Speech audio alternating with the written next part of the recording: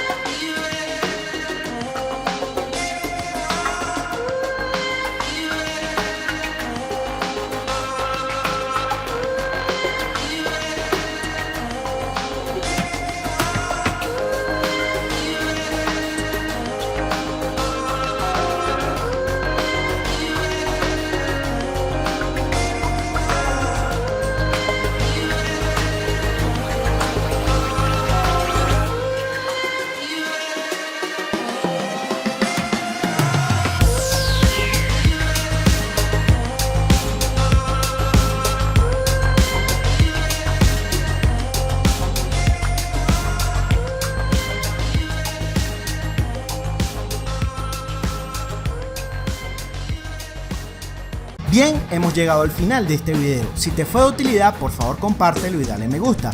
Adicional, si tienes alguna pregunta, por favor déjala en los comentarios y con gusto te responderé. Suscríbete y activa la campanita de notificaciones para recibir todo lo nuevo en tecnología automotriz aquí en Solo para Mecánicos.